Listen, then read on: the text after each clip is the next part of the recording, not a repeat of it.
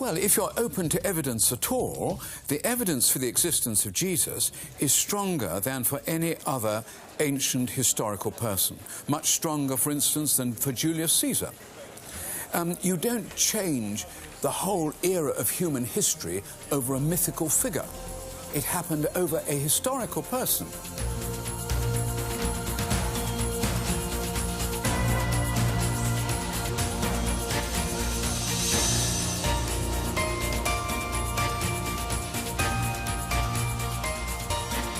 In this program, we shall journey back into history and will seek to answer three important questions about Jesus. Did he really exist? Was he just a human being, or more than this? Did he really rise from the dead? We will be guided on our journey with the help of three gifted scholars. Michael Green from England wrote several books on Jesus and his teachings and gives lectures throughout the world. The American scholar Stephen Notley is based in Israel and assisted the Jewish professor David Flusser with his publications on the Jewish identity of Jesus. The Dutch scholar Jacob van Bruggen wrote many books, commentaries, and papers on Jesus and his contemporaries. We go first to Rome. Soon after the Christians had spread the gospel to Rome, the Romans were confronted with people with a different lifestyle who didn't worship the traditional Roman gods. Then the Romans took notice, and Roman authors like the historian Tacitus started to write more about Christians than about Christ. Indeed, as Tacitus describes the later periods of the Caesars, when Christianity had spread to Rome, Christians had become a political issue. In 64 AD, for instance, the cruel Emperor Nero had burned down Rome and blamed the Christians for it. Tacitus was well informed about the founder of Christianity. He wrote, "To erase the rumor that he himself had lit the fire, Nero blamed innocent people who were hated by many Romans and who were known as Christians. He punished them harshly. Christ, their founder, had been executed under the rule of Tiberius Caesar by Governor Pontius Pilate. For the time being, this impious superstition had been erased. However, it sprang up again in both Judea and in the city of Rome."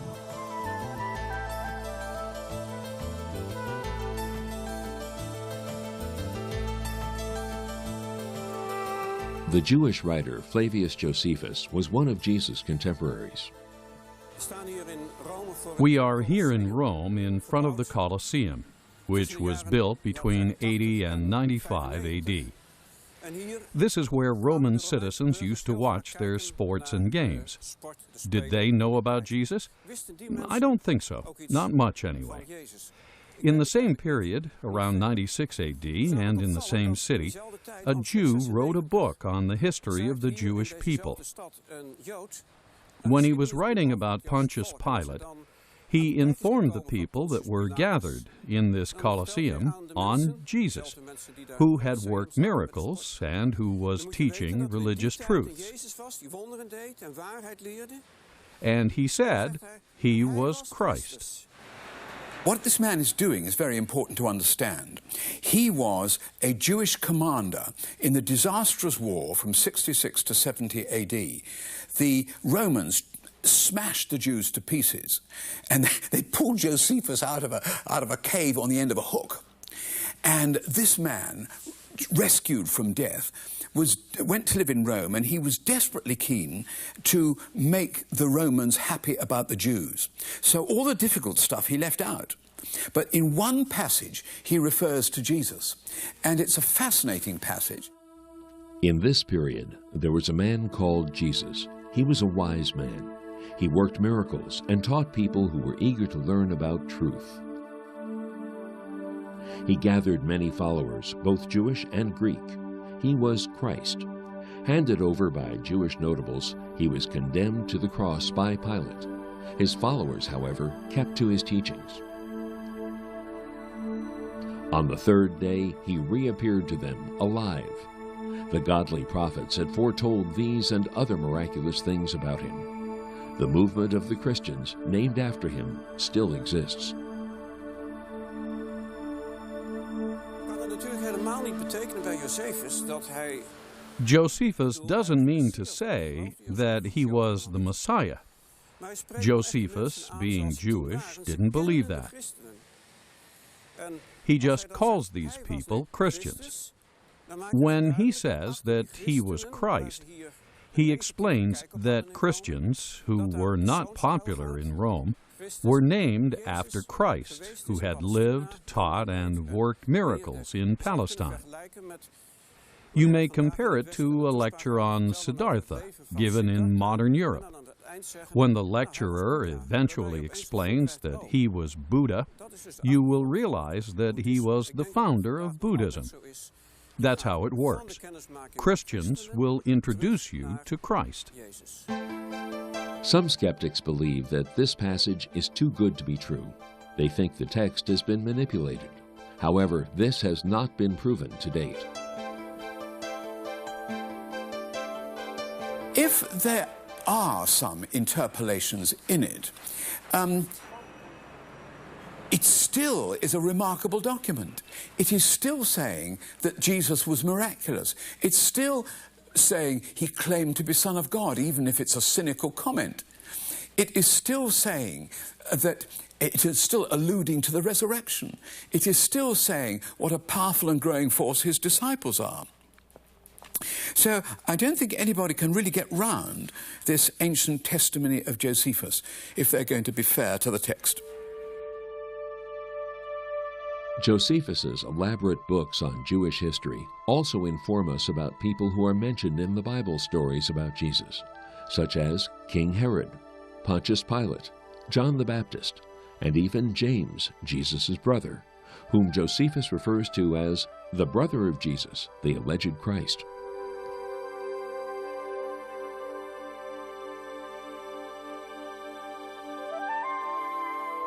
We don't know what Jesus looked like. He was a Jew whose mother tongue was Aramaic. Artists over the centuries have felt compelled to set forth their image of what he might have looked like.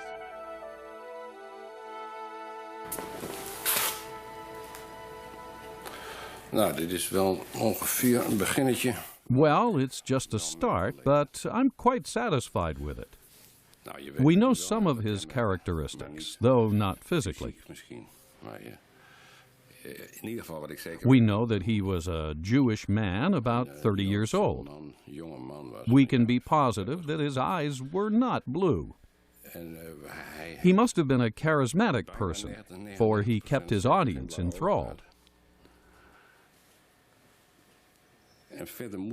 Perhaps he had a penetrating look that made people listen to him.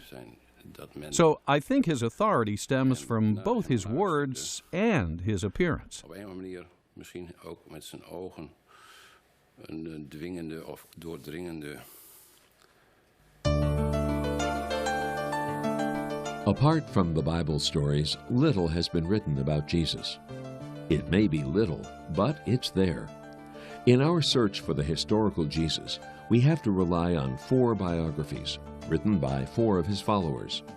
One of them, called Luke, is conspicuous for his solid and historical approach.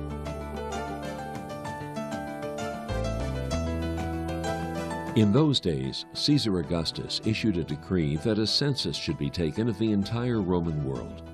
The first census took place while Quirinius was governor of Syria. The text continues with the story of Jesus' birth, his miracles, his crucifixion, and resurrection. Wondrous stories which seem to clash with our modern ideas.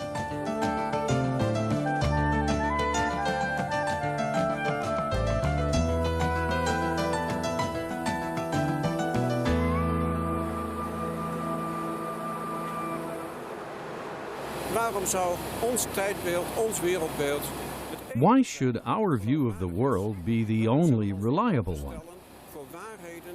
Why aren't we open to truths that come from another time and another world? It would be very prejudiced if we stick to our own views and don't realize that our views might be just as curious to those people as their views will be to us. I think at times when we try to lift the words of Jesus outside of their culture, outside of their historical and cultural setting, we can be in danger of misunderstanding what he was trying to communicate. That's where it's important for the historian to try to read the words in context, to hear. I tell my students the challenge in studying Jesus is to hear, to listen with first century ears and 20th century hearts. It's not just dry history. For myself as a Christian, these are issues of faith. But I first need to listen with a first century ear, to hear as those who sat on that mount and heard Jesus teach, to hear as they would have heard.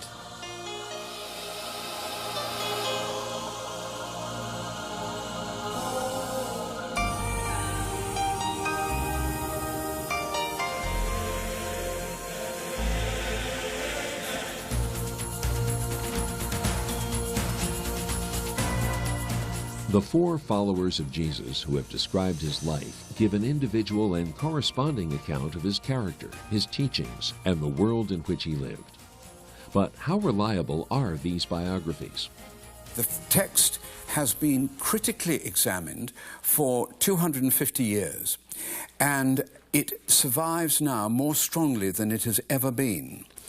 Mensen vragen dat vaak. Waarom zou je nou... People often ask, are these four historical biographies in the Bible really reliable? I can imagine the question. We have to take a serious look at the age of the text. The Gospels, according to Matthew and John, were written by apostles. Recently, there have been some doubts about this, but a recent study has shown that the titles above the very oldest text date back to the end of the 1st century. These two Gospels were indeed written by the apostles Matthew and John. There are not so many other eyewitness accounts in history. Where else would you get your information from? Secondly, it's remarkable that they didn't embellish the history. Writers often tend to embellish their stories. There are two examples which show that they themselves come off badly. Firstly, Jesus says he will suffer and die, but Peter says, I don't want you to. Peter sticks to his point, and so do the others. Secondly, these biographies say that the disciples were often quarreling over who would be the most important among them. If a writer wants to embellish a story, he would leave out these things. But this didn't happen, which shows that they took it seriously, even though they themselves would come off badly. Scholars are keen on what they call the criterion of multiple attestation. That means to say that if you have got an event that is attested in all four Gospels, written independently, then it's highly likely to be accurate. And of course, the main things about Jesus are attested in all those four Gospels. Indeed, there's an astonishing harmony in the picture of Jesus that emerges from these four writers. Theologians are still writing books full of interpretations that continually enhance our understanding of Jesus. A lot of times, scholars outside of this land, Christian scholars, are more interested in the theological elements to the story. In a sense, they read the story through a theological prism, rather than reading the record as a historical biography with an end result that out of it comes a theology. But there's a certain ordering of the approach. And I think one of the things that Flusser, and I hope that I was able to help and assist some, was looking at Jesus as a person in history who came with a very distinctive message, a very distinctive self-awareness of his role in God's acts in history, and out of that provides a foundation for us to look back in terms of questions, at least for me, myself as a Christian, to look back at that historical foundation and say, is there a credible foundation for the essence of my faith? And I think the answer, the end result, at least for me as a Christian, is the answer is yes. If there were passports 2,000 years ago, Joseph and Mary and their child Jesus would have had a Jewish passport, or perhaps a Roman document mentioning that they were Jewish. In those days, Palestine was just a minor province of the Roman Empire. I think when we ask the question of the importance of the Jewishness of Jesus, we come to the very seed, the very foundations, the cornerstone of our faith, and that is that the Word became flesh and dwelt among us. That Jesus came, was sent by God into the midst of the Jewish nation. And that sovereign act of God was no accident. And if we miss that point, if we say, well, God's sovereign act to send His Son in the first century, in the land of Israel, in the midst of the Jewish nation, is an accident, I think we miss some things about the truth of what God has done in our midst. That God in the fullness of time sent His Son as a Jew. And that message is communicated in a Jewish fashion. And again, unless we read that message and understand Jesus within the context of Jewish history, we hear His message as a Jew communicating that message for the most part to other Jews, and we're listening from the outside, we sometimes can misunderstand the content of that message. So I think it's very, very important, even for myself as a non-Jew, to try to read that message, to try to come to grips with the Jesus of history within the context of Jewish history and Jewish culture and Jewish life. It's only then, I think, that I can really clearly understand what Jesus was trying to communicate to His followers and to those who heard Him in this land. The name Jesus is a common Greek term for the Hebrew name Joshua, which literally translated means salvation or redemption. In Jesus' days, this name was pronounced as Joshua or Jeshua. The names of Jesus' brothers were James, Jude, Simon, and Jossi. Jossi is a diminutive of Joseph, which was the name of Jesus' father. His mother Mary was called in Hebrew Miriam. The names of his two sisters are unknown, which is not surprising in ancient patriarchal Judaism. Jesus respected women. Women play an important part in his biography. Although Joseph and Mary knew that they would have a special baby, they never understood Jesus until his death. Also, his brothers thought that he was insane. Jesus' followers never hid this fact, but gave a straight account of it.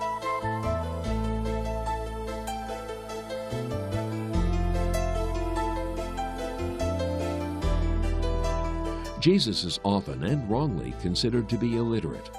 The fact that people usually addressed him as rabbi shows that he was familiar with Judaic law. Jesus was not a studied Pharisee, yet he was well informed about the Holy Scriptures.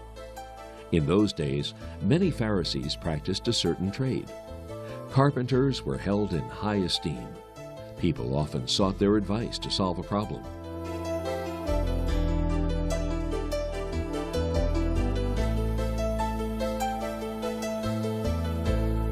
In my studies of the historical Jesus, I've come to appreciate his genius. His profound genius, his profound understanding of the Scriptures, and how he carefully crafted it and worked with it to really exhibit a tremendous genius in expressing his ideas. How he would so connect passages of Scripture together that had identical words in them, like a Jewish sage would have done, but in a brilliant fashion. It says that he understood the Scriptures intimately, knew them by heart, worked with them like his contemporaries. But again, every now and then when I'm studying Jesus and looking at him in the context of his contemporaries, from a not from a position of faith, but really as from a position of scholarship, I see Jesus' way of handling it really, he takes it to another step, another level.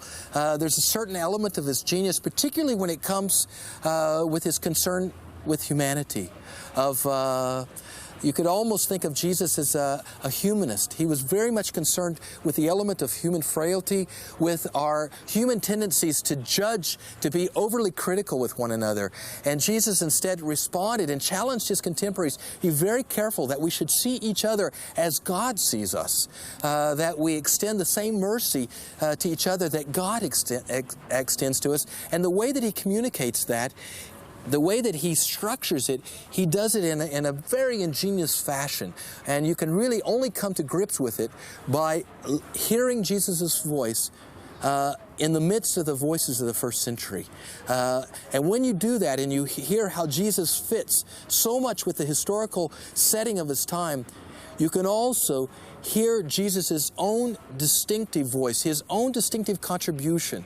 So on a human level, I very much see Jesus as a genius, a very provocative thinker, and one who challenges contemporaries in the things of the faith. In zijn eigen tijd. In his days, Jesus was particularly known as the Great Healer, which is not surprising, for he did supernatural things. He healed all the sick, without exception. He cast out all evil spirits, even from the deaf and dumb. He even raised people from the dead. People living in the 21st century often tend to doubt these things. Did it really happen? If you had lived in the first century, you wouldn't have had the chance to doubt. You would have met too many people who had been healed by him. So Jesus' opponents in Jerusalem had to come up with something better. They explained his miracles in a negative way. They said he didn't come from God, but from Beelzebub, the devil. Yet this didn't stop people bringing their sick relatives to be healed by Jesus. The special thing was that he did it for free. He asked only one thing, that you would trust him. Only faith.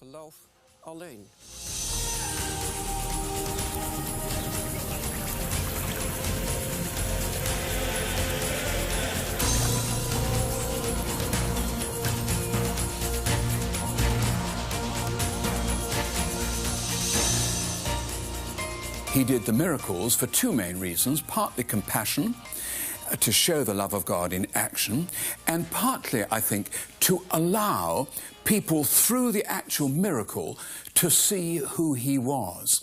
For instance, when he healed a blind man, he wanted to show people that he was the one who could give spiritual vision.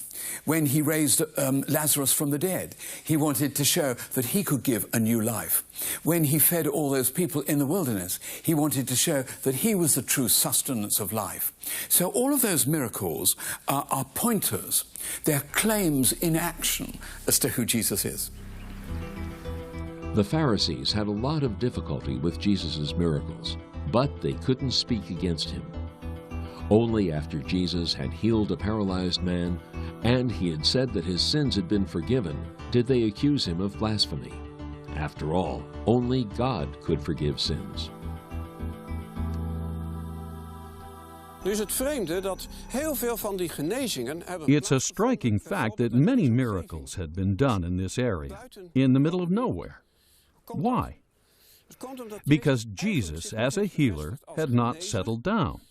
As God's preacher, he wanted to teach each Sabbath in a different synagogue.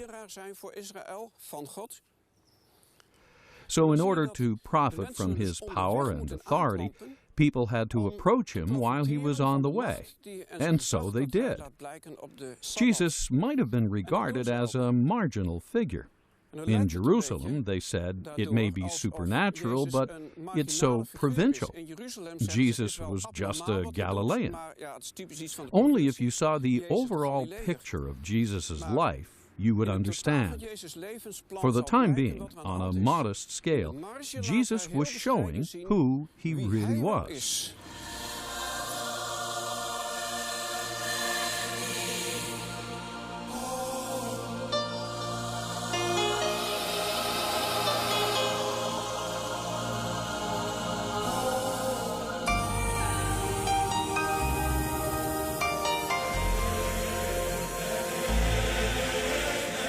and news about him spread through the whole countryside. He taught in their synagogues, and everyone praised him. Many persons searching for the historical Jesus are only looking for the man Jesus, not for the miracle worker. But Jesus' biographies put strong emphasis on the miracles he did. Time and again, they mention the many sick people healed by him. Problemen kwamen toen hij in de synagoge. The trouble started when he started to teach with authority in the synagogues. He didn't refer to the rabbis. He just said, "I tell you." The problem was that he said it as if he were God himself. Some accepted this, others didn't. That's why, up to our time, you can't mention two names in a synagogue: the name of the Almighty, blessed be his name, and the name of the man from Nazareth, who came in the name of the Almighty.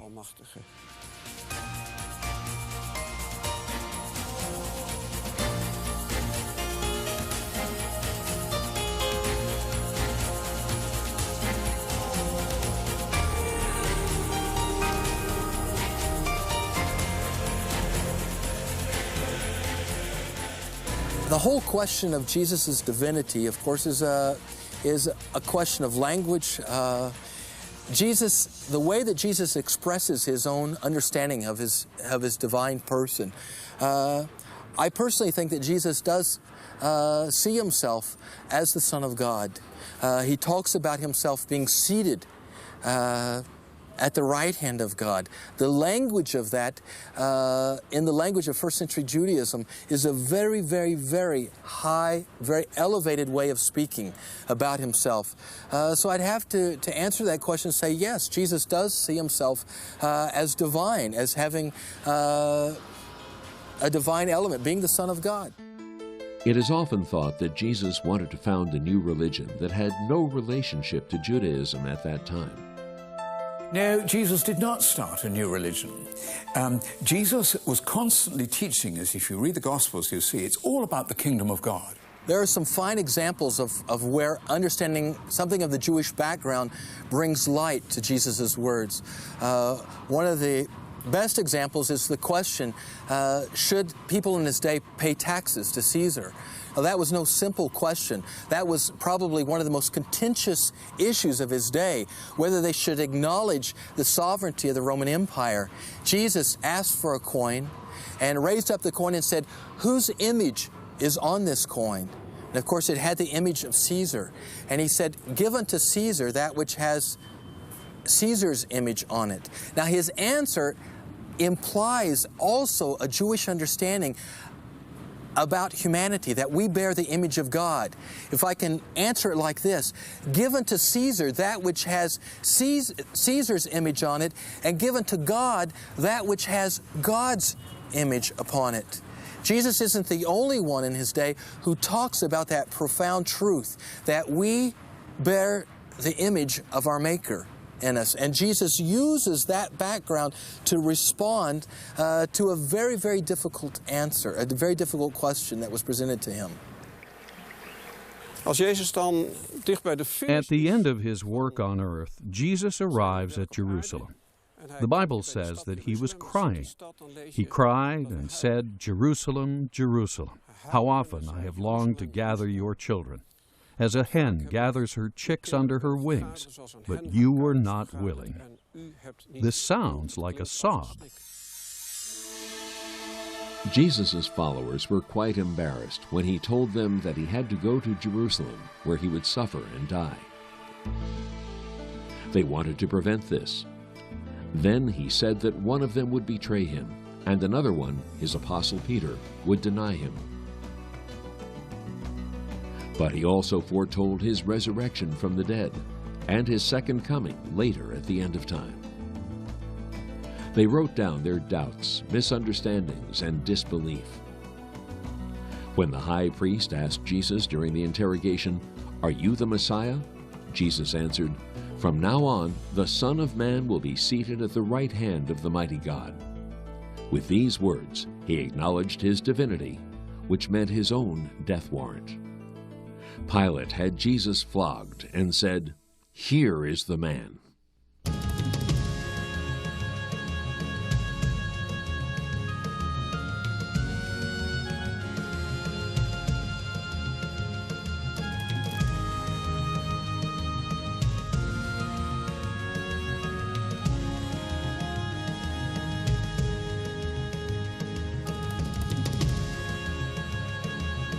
Immediately after Jesus' death, the veil of the temple was torn.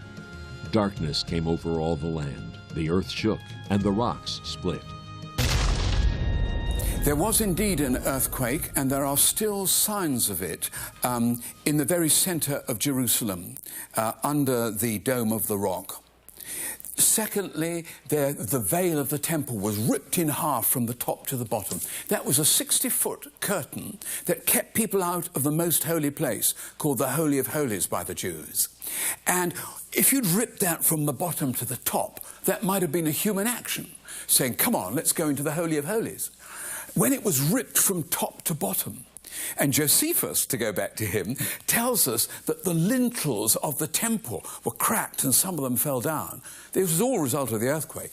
But it's God ripping the veil apart so that people can now go into the presence of God. And that's what the meaning of the cross is. That when Jesus died on the cross and took responsibility for the badness of the whole world, that made him unique. Nobody else had ever done that. Jesus was buried in a new tomb close to the place of his execution. Despite a heavy round rock that sealed the opening of the tomb, and despite the guards posted by the state, the tomb turned out to be empty on the third day.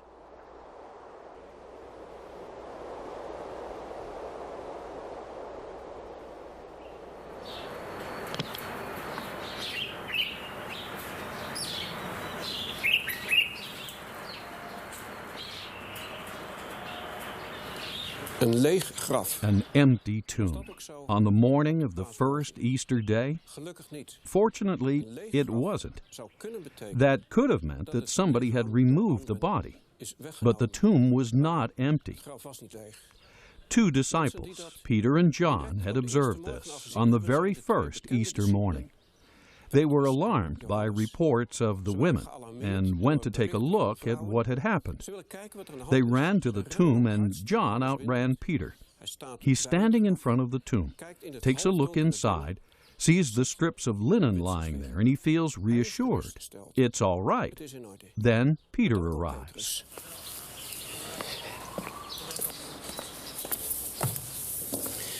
Petrus gaat het graf binnen. Peter enters the tomb and is startled by what he sees in there. Jesus' body had been wrapped in a big linen cloth, starched with some 35 pounds of ointment. This is what he sees. The burial cloth was put aside. This cloth had been wrapped around Jesus' head, so the cover that had contained the body was opened and empty. Peter is astonished. He calls John, who enters the tomb as well. John says, "Then I believed that Jesus was alive."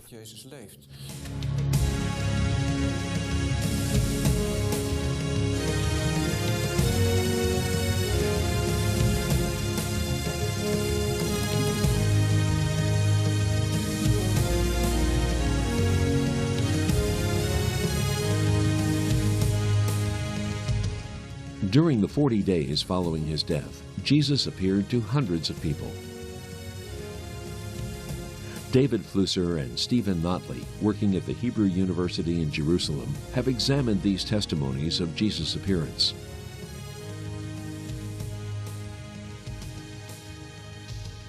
The whole question of the historicity of the resurrection, I'd have to answer the question the other way, or challenge the question the other way. There's nothing within the story that would make me question its essential historical elements, the facts of the story.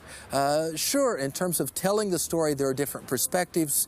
You expect for eyewitnesses not to tell an identical account. In fact, the differences give strength to the veracity of the account itself.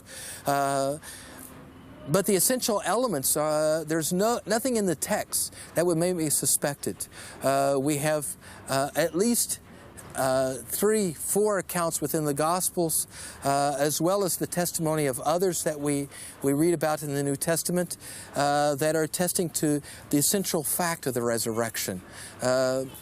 Again, there's nothing about the accounts themselves, and I mean in terms of trying to read the text philologically, to look at how a story tells history, to try to unpack where the story is biased, where it has its own tendencies. There's nothing in the account that would make me question or doubt the veracity of the account, that they attest to the essential historical fact that Jesus rose from the dead. The Christian church started at that time, not before, not afterwards, it started then. And these people were a terrified bunch, locking themselves into an upstairs room until the news of the resurrection reached them. And then they went all over the Roman world, and in a very short space of time had got Christian communities all over the Mediterranean basin.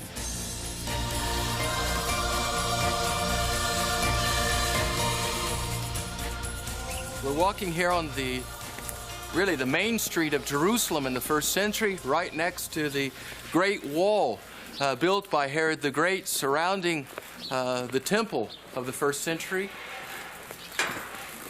We see here the stones of destruction that were thrown down by the Romans from the wall here and the destruction of the temple in 70. These stones, to my mind, give us evidence that Jesus' prophecy regarding the destruction of the temple actually came to pass. The disciples were at that time filled with amazement at the wonderful building of the temple, which was one of the great wonders of the world. And Jesus said to them, these stones are not going to remain one on another. They're going to be crashed down. And 40 years later, against all expectation, it happened. The Romans flattened the place.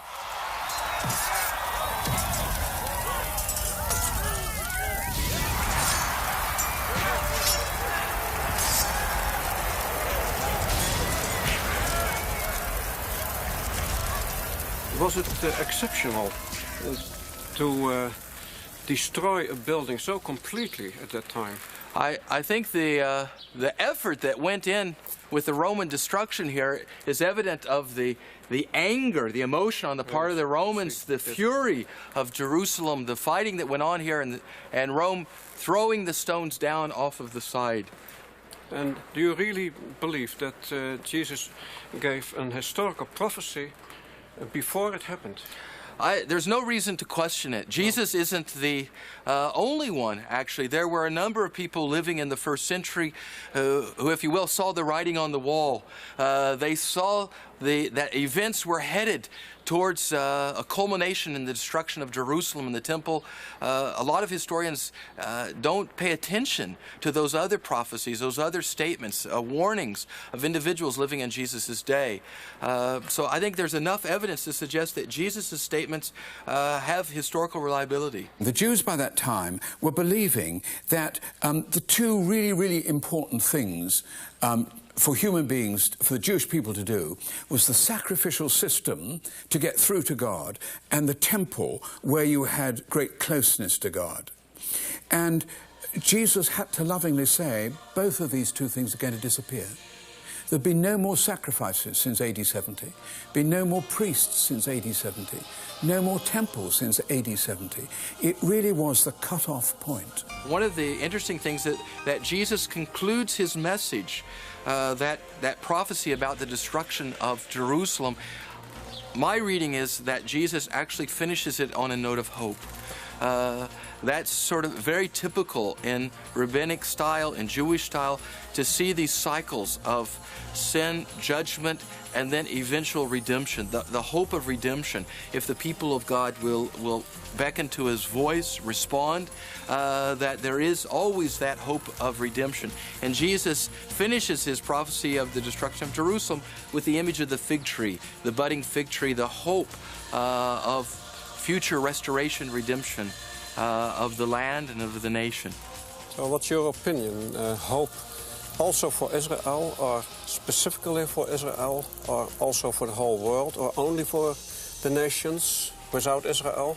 I think Jesus' words that he spoke there in that prophecy are particularly focused on the nation of Israel, the people of Israel. I think together with that message of hope is also a message of hope for the world, of the nations. It's always been a Jewish view that the redemption will also bring in and include the nations as well, not just the nation of Israel, that they're in a sense to be a light to the nations. This gives me also hope that an incredible word about his coming back to this world nevertheless will happen. What's your idea? Look, the second coming, the parousia, has always been a fundamental part of historic Christian faith. I think to deny that is to deny a cornerstone of the hope of the church, to see the return of Christ, the culmination of God's reign on the earth, and to, in a sense, finish that process that's already begun with the first coming of Christ. So standing before the destruction of the second temple, the final word is a word of hope and expectation. This is not Jesus' last message. Absolutely. It's interesting, your message echoes the saying of a first-century sage who saw these stones, and his disciples began to weep looking at them, and he said, "Don't weep, but rejoice." Because as certainly as God's judgment is seen here, we can also trust in God's message of hope and redemption. So these stones actually should speak to us and give us confidence that God will bring about full redemption.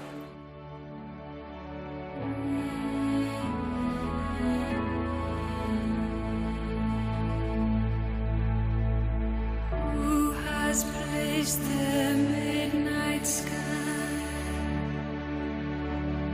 so our spirit has to fly, as the heavens seem so far? Now who will paint the midnight star? Place a name upon the night.